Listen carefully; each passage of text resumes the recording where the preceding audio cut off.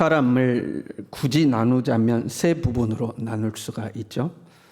일반적인 마음과 생각의 영역, 생각하고 감정을 느끼고 의지를 갖는 영역이죠. 보통의 사람은 평범하고 상식적인 마음과 생각들, 조금 더 좋다면 긍정적이고 진취적인 생각들을 하고 이제 사는 거죠. 비상식적이고 충동적이고 어떤 부정적인 감정들도 우리 안에 존재하죠. 성경은 그것을 육이라고 표현합니다. 마음과 생각의 영역이 있는데 그 영역 중에서 비상식적이에요, 충동적이에요, 욕망적이에요. 그것을 육이라고 그럽니다. 육이라는 것은 두 가지 의미로 쓰이죠. 우리의 눈에 보이는 물질적인 몸으로서의 육이 있고 죄의 본성으로서의 육이 있는 거죠. 죄의 본성을 성경은 육신에 속했다. 영에 속한 자는 영의 일을, 육에 속한 자는 육의 일을 할 때 육에 속했다는 것은 그 죄의 본성에 속했다. 이제 그런 의미입니다. 이 죄의 본성, 타락한 본성에서 온갖 부정적인 감정과 생각들이 나오는 거죠. 마가복음 7장 21절에요. 사람의 마음에서 나오는 것은 악한 생각, 곧 음란과 도둑질과 살인과 간음과 탐욕과 악독과 속임과 음탕과 질투와 비방과 교만과 우매함이니 이 모든 악한 것이 다 속에서 나와서 사람을 더럽게 하느니라. 우리 안에서 나오는 온갖 더러운 것들이죠. 그걸 육이라고 표현한 겁니다. 죄의 본성 또 육 이렇게 이야기하는 거죠. 사탄은 이 사람의 죄의 본성을 틈을 타서 사람의 마음과 생각을 이제 장악을 하게 되는 겁니다. 죄의 본성이 꿈틀거리면 초기에 진압을 시켜야 하는 겁니다. 그렇지 않으면 이제 영적인 문제까지 이 문제가 확장이 되는 거죠. 우리가 착각해서 안 되는 것이 있어요. 죄의 본성에 의해서 자극받지 않고, 그러니까 누가 보더라도 잘못된 욕망에 이끌려 살지 않고 지극히 평범하고 상식적인 감정과 생각을 가지고 살면 별 문제가 없다고 생각하는 거죠. 잘 산다고 생각하죠. 평온하고 특별히 나쁜 짓 하지 않고 감정적으로 어떤 분노라든가 이런 부정적 감정에 매여 살지 않고 평범하게 살면 문제가 없다고 생각하죠. 일반적인 사람들은 거의 다 이렇게 사는 거잖아요. 그런데 예수님을 믿는 우리는 이 자리에 머무르면 안 돼. 이 수준에 머무르면 안 됩니다. 성경은 죄의 본성뿐만 아니라 평범하면서도 지극히 정상적으로 보이는 마음, 이것 또한 자아라고 부릅니다. 그러니까 죄의 본성도 자아이지만 평범하게 보이는 우리의 감정과 생각도 자아라고 성경은 이야기하고 있어요. 그리고 우리의 자아는 십자가에 못 박아야 할 대상이죠. 평범해서 한 발 더 나아가서 이 사람이 선을 행하고 살아요. 그러면 우리는 잘한다고 생각하는 거죠. 그런데 아무리 선이라 할지라도 자기 자아에서 나온 것은 다 자아일 뿐입니다. 내 자아에서 나온 것은 그냥 자아예요. 호박에서 열매가 맺으면 호박이죠. 수박에서 열매가 맺히면 수박이죠. 내 자아에서 나오는 것은 자아일 뿐입니다. 어제 새벽인가요? 제가 그제 새벽인가요? 제주도의 한 장로님 이야기를 새벽 말씀에 잠깐 했어요. 혹시 안 들으신 분 있을지 모르니까 한 번 더 할게요. 제주도에 아주 어떤 교회 유명한 장로님이 한 분 있었어요. 그 교회에서도 인정받고 지역사회에서도 인정받는 장로님이었어요. 유능해요. 교회에 어려운 일이 있으면 앞장서 일 처리를 합니다. 물질적으로도 헌신을 잘합니다. 여러분, 물질적 헌신을 한다는 것은 결코 쉬운 일이 아닙니다. 그렇잖아요. 근데 교회에서 무슨 일이 있다? 그러면 물질도 탁 내놔요. 성도 중에 어려운 사람이 있다? 그럼 물질도 탁 내놓습니다. 교회 안에서뿐만 아니라 교회 밖에서 기독교 연합단체에 임원도 맡고 거기 활동도 활발히 하고 거기서도 동일하게 돈도 잘 내놓고 열심히 합니다. 그런데 이 장로님이 어느 날 암에 걸렸어요. 암에 걸렸는데 의사가 당신 얼마 살지 못합니다 하고 이제 시한부 인생을 선언을 한 겁니다. 그날로 이제 집에 들어 누웠습니다. 교회도 안 나옵니다. 죽을 날을 기다리면서 들어 누워 있으니까 이제 성도들이 그래도 그동안 사랑도 많이 받고 도움도 많이 받았으니까 위로한다고 찾아가서 위로도 하지 않겠어요? 담임 목사님이 찾아가서 신방도 하는 거죠. 근데 성도가 오든 담임 목사가 오든 이 장로가 들어 누워서 일어나지도 않고 눈도 뜨지 않고 입을 탁 다물고 가만히 있는 거예요. 담임 목사님이 이제 신방을 가서 예배를 드렸어요. 그러면 그 누워 있는 거예요. 그냥 얼굴은 시커멓게 이제 대가면서 누워 있는 거예요. 그러니까 아프니까 누워 있는 것까지 이해를 한다고 해요. 보통 예배 끝나고 기도 마치면 뭐라도 해야 돼요? 아멘 해야 되잖아요. 아멘도 안 하고 입을 탁 다물고 눈도 안 뜨고 눈만 감고 가만히 있는 거예요. 한 번 가 그래요? 두 번 가 그래요? 이 담임 목사님이 세 번째 갈 때 작심을 하고 갔어요. 작심을 하고 가서 예배를 마치고 장로님한테 물었어요. 장로님, 예수님을 정말 믿으십니까? 아무 말이 없어요. 지금 죽어도 천국에 가시겠습니까? 아무 말이 없어요. 이 목사님이 젊은 목사님인데 포기하지 않고 계속 물어본 거예요. 지금 죽어도 장로님 천국 가시겠냐고. 그러니까 이 장로가 벌떡 일어났더니 뭐라고 했냐면 예수가 뭐고 다 필요 없어 그런 거예요. 그리고 죽었어요.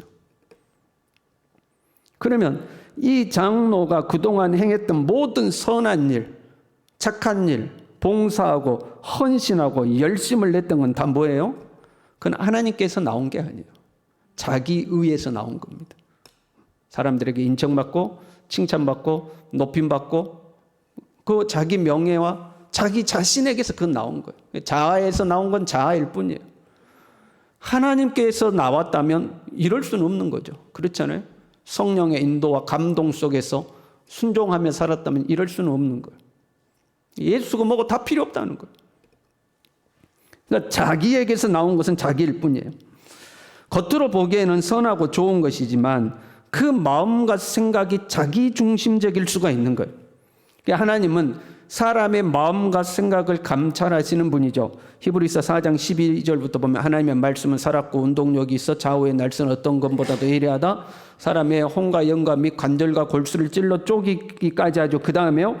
마음의 생각과 뜻을 판단한다. 그러거든요. 겉으로 드러나는 어떤 행위가 아니라 네 마음의 동기를 보신다는 거예요. 네가 어떤 마음에서 이 일을 했는지 그 동기를 보신다는 거예요. 그리고요. 지으신 것이 하나도 그 앞에 나타나지 않음이 없고 우리의 결산을 받으실 이의 눈에서 만물이 벌거벗은 것 같이 드러나느니라.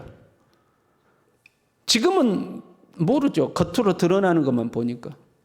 그런데 하나님 앞에 서면 벌거벗은 것처럼 그 속의 것이 다 드러난다는 거예요.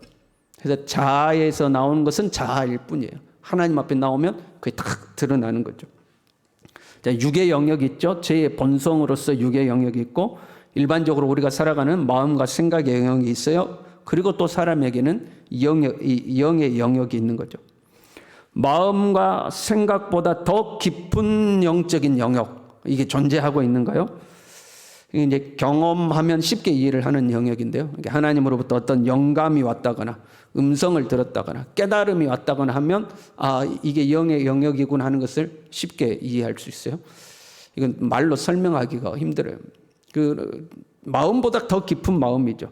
쉽게 이해하려면 양심을 생각하면 되는 거죠. 내 생각과 다르게 양심은 반응을 하잖아요. 내 마음 먹은 것과 다르게 내 양심이 반응을 하잖아요. 그 이제 마음, 그 양심의 영역이 영의 영역과 거의 흡사한 겁니다. 보세요. 예수님을 믿는다는 것은 내 자아를 십자가에 못을 받고 예수님을 내 주인으로 모시고 예수님의 통치를 받아 사는 것을 말하는 겁니다. 그럼 내 안에 영으로 오신 주님이 내 마음과 생각을 다스리는 것, 그게 예수 믿는 거예요. 다른 말로 하면 내 마음과 생각이 내 자아, 내 마음과 생각은 내 자아죠. 내 자아가 예수님의 생각에 굴복하는 거예요. 그래서 우리는 예수님의 통치를 받고 사는 겁니다. 이게 예수 믿는 거예요. 우리가 내 자아를 십자가에 못 박는다. 그것은 내 자아가 없어지는 걸 말하는 게 아니라 내 자아가 없어지면 나라는 존재가 없어지는 거잖아요. 자아를 십자가에 못 박아 내가 그리스도와 함께 십자가 못 박혀 죽었다는 것은 나라는 자아가 없어지는 것이 아니고 내 자아가 하나님께 온전히 복종하는 것을 의미해요. 그리고 내가 하나님께 그렇게 복종했을 때 그것을 선하다라고 이야기하는 겁니다. 남들 보기에 착한 일, 선한 일, 좋은 일 해서 선한 것이 아니고 내가 하나님께 복종하고 순종했을 때 그걸 하나님은 선하다고 말씀하시는 거예요. 한번 우리가 가정해봐요. 여러분 내 주위에 나하고 뭐 가깝게 지내는 사람 중에 경제적으로 완전 어려움을 당하는 사람이 생겼어요. 그 나는 경제적으로 좀 여유가 있어요. 누가 보더라도 내가 도와야 될 상황이에요. 내가 안 도우면 사람들이 뭐 어려움을 당하는 당사자뿐만 아니라 주변 사람들이 아유 지금은 목사님이 도와야 되는데 아유 목사님이 도와야 예의지 인간적 도리지 그렇게 욕먹을 상황이에요. 그러면 여러분 우리는 그때 도우려고 하죠. 왜요? 내 체면이 있으니까 도우려고 하는 거잖아요. 체면이 있으니까. 그런데 그때 성령께서 감동을 주시기를 하지 말라 그랬다고 해봐요. 우리가 가정하는 거예요. 그러면 여러분 어떡하시겠습니까? 안 하면 내 체면이 다 깎여요. 그 사람의 어떤 정으로 생각해도 좀 짜놨고 불쌍해요. 그래서 내가 도와야 돼요. 그러면 나도 편하고 저 사람도 편하고 주위가 다 편하고 주변 사람들이 나를 또 다 인정하고 역시 목사님은 역시 또 그렇게 칭찬을 받아요. 안 하면은 욕먹을 상황이야. 아이고 저 목사님 인색해가지고 저럴 때 도와야지. 목사님이 돈만 밝히고 욕먹을 상황이에요. 그런데 하나님이 하지 말라고 그래요. 그럼 어떻게 해야 돼요? 그때 안 하는 것이 선한 겁니다. 근데 대부분은 어떻게 하냐면 자기 체면을 위해서 하는 거죠. 연민의 정을 떨쳐버리지 못하고 하는 거죠. 그래서 사람의 선한 것이 하나님의 뜻을 이루지를 못해요. 내 선을 나타내려고 하니까. 마음을 다스린다는 것은 우리가 지금 마음 다스리기를 하잖아요.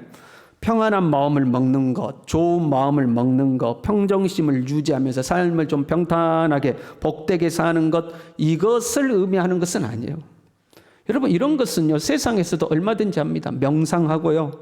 마음 훈련 받는 데도 있고요. 다른 종교들도 다 마음을 다스리는 것들이 있어요. 우리가 마음을 다스린다는 것은 우리의 모든 생각을 사로잡아서 그리스도에게 복종시키는 걸 말하는 거예요. 내 감정과 내 생각이 어떠하든지 간에 그리스도께 복종을 시키는 거예요. 그게 마음을 다스리는 거예요. 어떤 생각이 들어와도 어떤 감정이 내 속에 일어난다 할지라도 그리스도께 복종을 시키는 거예요. 그런데 우리가 생각해 봐야 될 것은요. 우리가 겪는 모든 문제는요.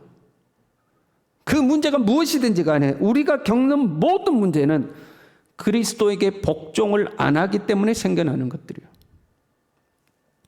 가정에 불화해요? 자녀에게 문제가 생겼어요? 경제적 어려움이 생겼어요? 건강에 문제가 생겼어요? 내 삶의 환경이 불만족스러워요? 인간관계에 문제가 생겼어요? 그 문제가 무엇이든지 간에 그리스도에게 복종하지 않기 때문에 문제가 생기는 거예요. 다른 말로 하면 예수님을 잘못 믿고 있는 거예요. 예수님을 믿으면 그 다음부터는 나는 죽고 그리스도가 내 안에 살아야 되거든요. 그런데 예수님을 믿지만 내가 안 죽는 거예요. 거기에서 모든 감정들이 다 일어나는 겁니다. 원망과 불평과 짜증과 분노와 미움과 시기와 질투와 온갖 감정이 거기서 다 나오는 거예요. 예수님께 굴복하지 않기 때문이에요. 그 말은 예수를 잘못 믿고 있는 거예요. 보세요. 우리가 처음에 예수님 믿었어요. 하나님의 영광의 광채가 내게 비쳤어요. 내 마음에 그리스도의 복음의 빛이 비친 거죠. 나의 어두운 눈이 열려서 하나님이 살아계신 것과 예수 그리스도가 나의 죄를 대신해서 십자가에 죽으신 것을 깨달았어요. 그리고 예수님을 나의 구주로 영접했어요. 그래서 나는 구원을 받은 거죠. 거기까지는 오케이. 그 다음에는 어떡합니까? 자, 그렇게 예수님 믿었어요. 예수님 내 구주로 받았어요. 당신 이제 구원 받으셨습니다. 아멘. 그럼 그 다음에는요? 거의 모든 사람들이 그 다음부터는 하나님 앞에 복 받기를 소망합니다. 예수 믿고 이 땅에서 이제 잘 되기를 소망하는 거죠. 자녀가 잘 돼야 됩니다. 형편도 좀 갈수록 더 풀리고 좋아져야 됩니다. 가족은 화목해야 됩니다. 건강의 복도 받아야 됩니다. 내 신앙의 중심이 나와 내 가족, 이 땅에서 나의 편안한 삶의 중심이 있는 거죠. 여기서부터 스텝이 꼬이기 시작하는 겁니다. 보세요. 자녀가 안 돼. 그러면 우리의 마음과 감정이 어떻게 되죠? 감정이 괴롭습니다. 형편이 안 풀려요. 남들은 다 잘 됐는데 나만 안 돼요. 우울하고 슬퍼집니다. 가족 안에 갈등이 생겼어요. 분노합니다. 건강에 문제가 생겼어요. 좌절합니다. 어떤 사람은 이런 문제들이 생기면 믿음이 흔들리기까지도 합니다. 마음속에 온갖 쓰레기 같은 감정들이 생겨나고 쓸데없는 생각에 휘둘리고 쓸데없는 감정에 휘둘려요. 왜요? 목적이 엉뚱한 데 있기 때문에 그렇습니다. 행복해야 되고 여유로워야 되고 화목해야 되고 형통해야 되고 성공해야 되고 사회에서 지위가 올라가야 되고 교회에서도 나름대로 높은 직분으로 올라가야 되고 적당히 누릴 수도 있어야 되고 보란듯이 살 수도 있어야 되고 세상 사람들이 목적하는 거하고 다를 바가 하나도 없는 거예요. 예수 믿고 영혼의 구원을 받았다는 거 외에 그 다음의 행보는 우리의 그 다음의 행보는 세상 사람들하고 다를 바가 하나도 없는 거예요. 여러분 한번 우리 자신을 점검해 봐요. 나의 감정은 무엇에 의하여 흔들리는지, 나의 생각은 무엇 때문에 복잡해지는지 생각해 봐요. 여러분 무엇 때문에 감정이 흔들려요? 이 세상에 먹고 마시고 사는 것들 때문에 다 감정이 흔들리는 거예요. 예수님을 믿는다는 것은 내가 그리스도와 함께 십자가에 죽고 주님의 생명이 내 안에 부활하여 그 부활하신 예수님의 생명이 나를 통치하는 것을 말해요. 내가 그리스도와 함께 죽었다가 다시 살 때는 내가 사는 것이 아니에요. 이제 내가 다시 살았으니까 내 인생이니까 내 마음대로 살면 되겠다. 그게 아니에요. 죽었다가 다시 살았을 때는 예수 그리스도의 통치를 받고 사는 거예요. 그런데 예수님의 통치를 받는 것이 아니라 구원받았어요. 새 생명 얻었어요. 그 다음부터 나를 위해 산다 이 말이에요. 거기서 모든 부정적인 감정들이 다 시작됩니다. 예수님의 통치를 받는 사람은요, 나를 위해 살지 않고 하나님 나라를 위하여 살게 됩니다. 예수를 구주로 영접한 다음부터는 하나님 나라를 위해 살아야 정상이에요. 그게 지극히 정상이에요. 하나님 나라를 위해 살면 먹고 마시고 즐기는 것들에 의해서 마음이 흔들리지 않습니다. 그럼 그렇잖아요, 여러분. 먹을 것을 위해 사는 사람은요, 먹을 것에 의해서 마음이 흔들립니다. 감정의 변화가 찾아와요. 입을 것을 목적으로 하는 사람은 입을 것에 대한 생각이 가득 차는 겁니다. 그리고 좋은 것 입으면 기쁘고 좋은 것 못 입으면 슬퍼지는 거죠. 그럼 내가 목적하는 것에 의해서 내 감정과 생각은 움직이게 돼 있어요. 하나님 나라를 위해 사는 사람은 오직 하나님 나라에 의해서만 흔들립니다. 다른 것은 나에게 영향을 주지 못해요. 사도 바울은요, 온갖 고생을 다 했어요. 수고를 넘치도록 했죠. 죽을 고비를 몇 번씩이나 넘겼습니다. 40에 감한 매를 5번 맞고 3번 태장으로 맞고 1번 돌로 맞고 돌로 맞아서 죽은 줄 알고 성 밖에다 갖다 버렸는데 다시 살아나서 복음 전하러 갔잖아요. 3번 파선하였고 수고하고 애쓰고 여러 번 자지 못하고 줄이며 목마르고 여러 번 굶고 춥고 헐벗었어요. 그런데 여러분 불평하던가요? 바울이 불평했습니까? 이놈의 세상 그랬습니까? 불평이 없잖아요. 원망이 없잖아요. 오히려 빌립보 감옥에 갇혔을 때는 늦은 밤까지 찬송했다 이렇게 되어 있어요. 잠시 받은 환난에 경한 것, 나 그 고생도 아니야. 그 잠깐 받은 아주 가벼운 고생이야. 이렇게 해요. 그 외적 환경에 의해서 마음의 틈이 생기질 않는 거예요. 하나님 나라를 위해 사니까요. 하나님 나라를 위해 사니까 먹을 것 때문에, 입을 것 때문에, 마실 것 때문에 마음이 흔들리지가 않는 거예요. 여러분 무엇이 불만이에요? 무엇에 불평해요? 무엇이 감정이 흔들려요? 우리 자녀가 공부를 못해서 속상해요. 여러분 그 자녀가 공부 못해서 속상해요? 그게 아니고요. 우리 자녀가 믿음으로 살지 않아서 속상해야 돼요. 그렇잖아요. 여러분 학교 다닐 때 공부 다 잘했어요? 못했어요? 공부 못해도 하나님 인도하면 얼마든지 살아요. 문제는 공부를 잘하고 못하냐가 아니라 하나님 나라를 위하여 사느냐 안 사느냐 이게 중요한 거죠. 그러니까 하나님 나라에 우리가 포커스가 있으면 공부 못하는 것 때문에 속상해. 안 그래요. 내 자녀가 주님을 위해만 살 수 있다면, 믿음으로만 살 수 있다면 아무 문제가 안 돼요. 그런데 믿음 생활을 똑바로 안 해. 이것에 속상해. 이것이 못 견뎌야 돼요. 왜 믿음으로 안 살까 우리 자녀가? 왜 믿음이 안 들어갈까? 이게 속상해야 돼요. 우리 참 하나님은 결혼이라는 것을 애 만들어 가지고 남녀가 결혼을 하잖아요. 그러면 맨날 투닥투닥 살아요. 그러면 이제 아내가 와서 이야기합니다. 남편 때문에 힘들어요. 남편이 힘들게 해요. 남편은 이야기합니다. 아내가 힘들게 해요. 아내 때문에 힘들어요. 보세요. 힘들다는 것은 무슨 의미예요?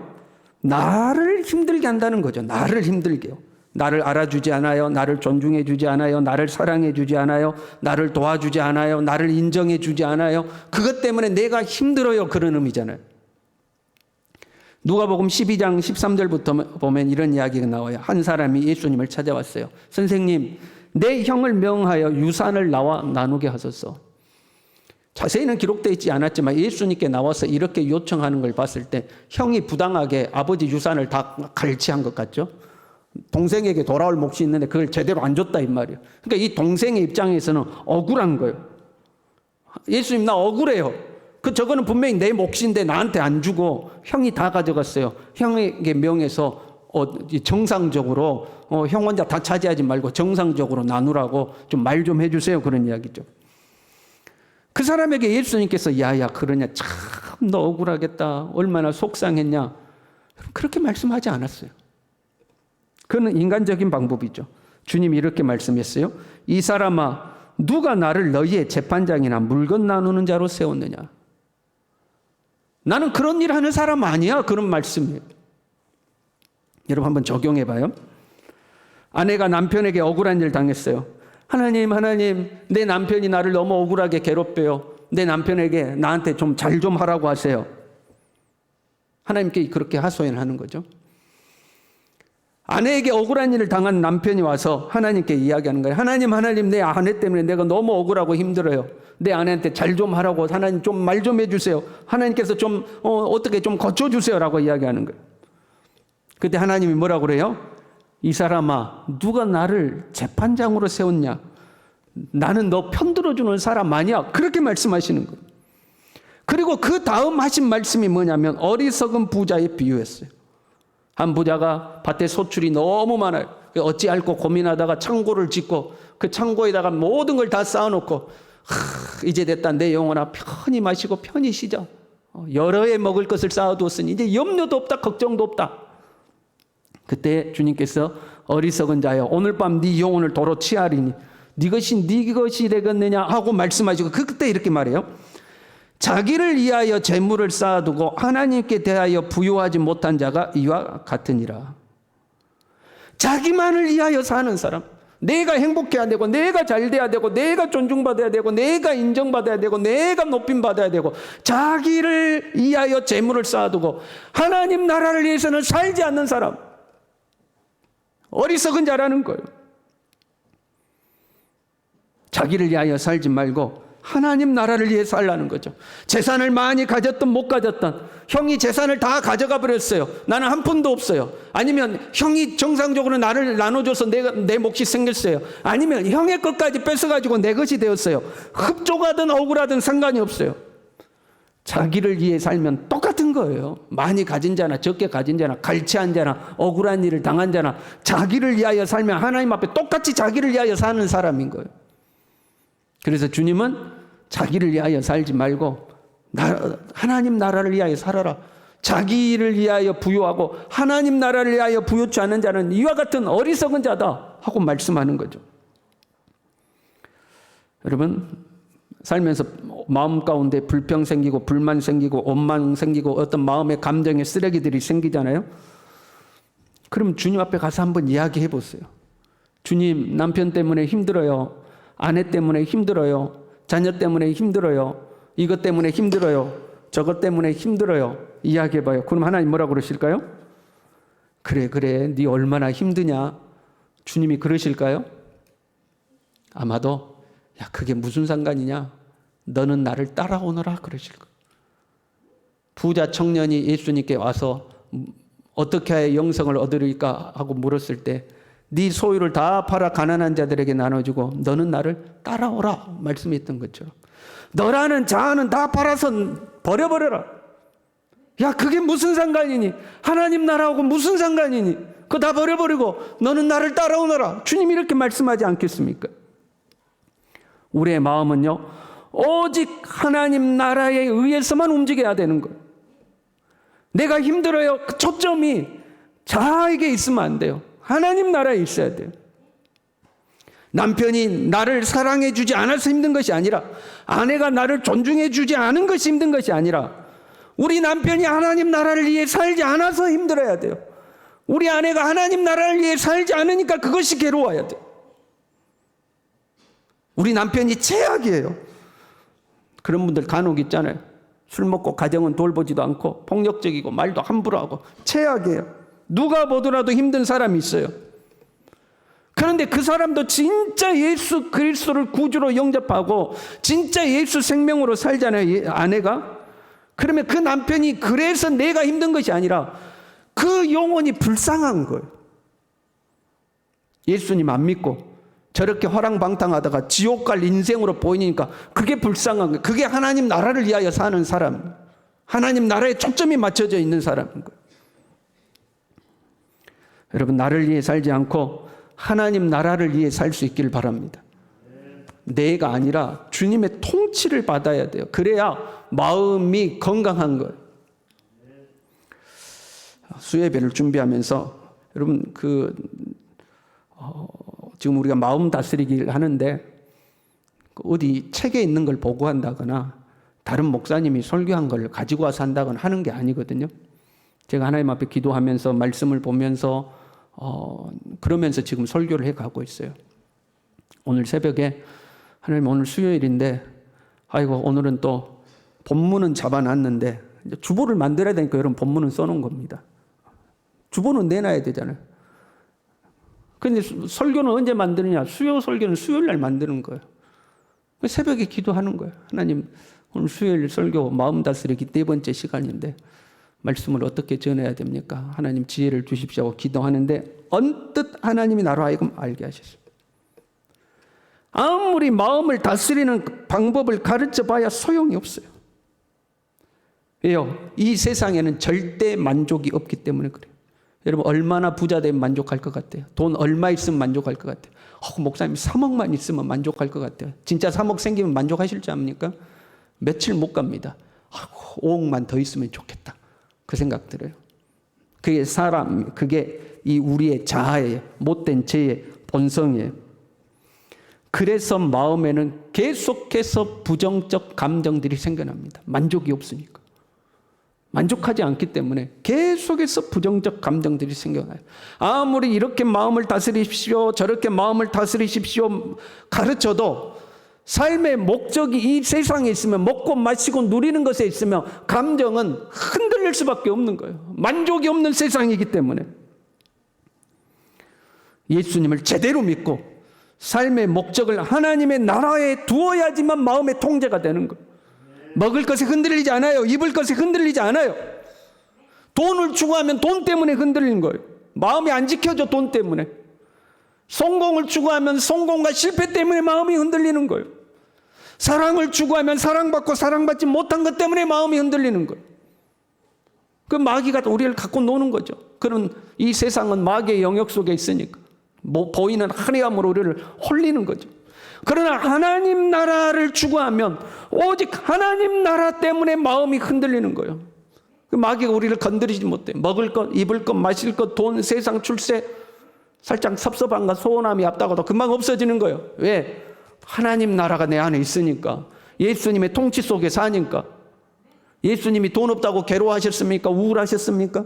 예수님이 세상에 지위, 명예, 권세가 없다고 해서 슬퍼하셨습니까? 그렇지 않잖아요. 그 주님이 내 안에서 나를 다스리시니까 그 주님의 통치를 받아야 돼.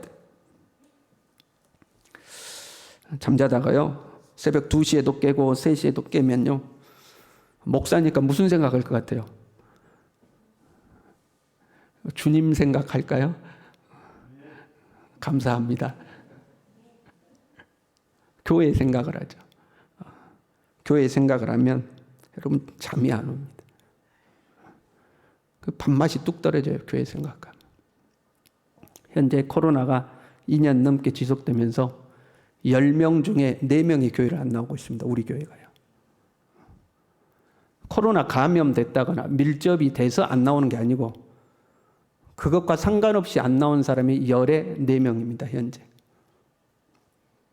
잠이 안 와요. 교회 생각하면. 전화, 주님이 전화도 하는 걸 별로 기뻐하지 않은 것 같아요. 그러면 중직자들이 교회가 이러니까 나와서 막 뜨겁게 교회를 위해서 기도하느냐? 여러분 새벽에 나오신 분들은 알죠. 뭐 거의 안 나와요. 기도 안 해요. 근데 주님이 내버려 두래요.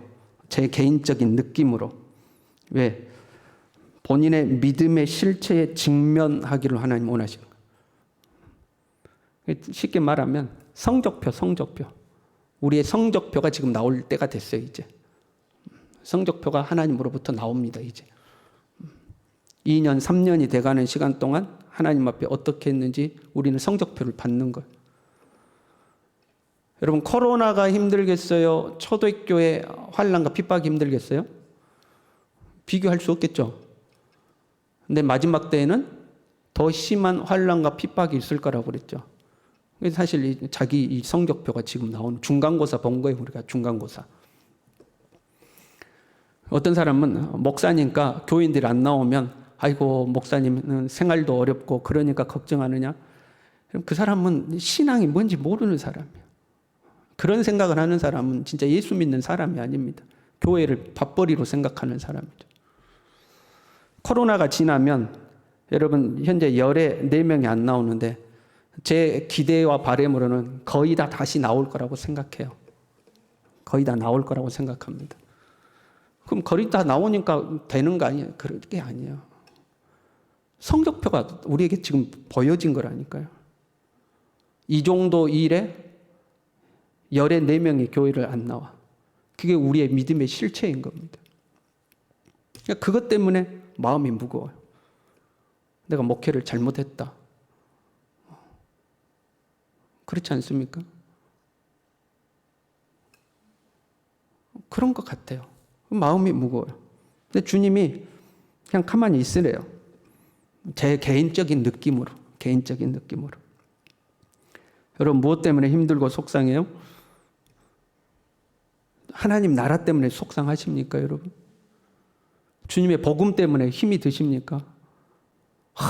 내 자녀가 믿음으로 안 사니까 그게 너무 속상해서 하나님 앞에 눈물로 기도를 하면서 주님, 우리 자녀가 저렇게 살다가 어떻게 될지 모르는 인생인데 하나님 어떻게 하면 좋습니까? 그것 때문에 막 속상해서 기도하고 하나님 앞에 부르짖고 하나님 도와달라고. 여러분 혹시 그런 마음 있으십니까? 주님의 교회를 위해서 너무 막 속상해서 하나님 어떡합니까 하고 하는 기도가 있으십니까? 아니면 기도를 하긴 하는데 하나님 오늘도 평안하게 해주세요. 우리 식구 건강하게 잘 살게 해주세요. 우리 자녀 형통하게 해주세요. 땡 끝. 나와 내 자녀와 가족만을 위해서 혹시 기도하지는 않습니까? 그러니까 우리의 신앙생활하는 이유가 주님의 나라를 위한 것이 있어야 돼요. 주님의 나라를 위한 것이.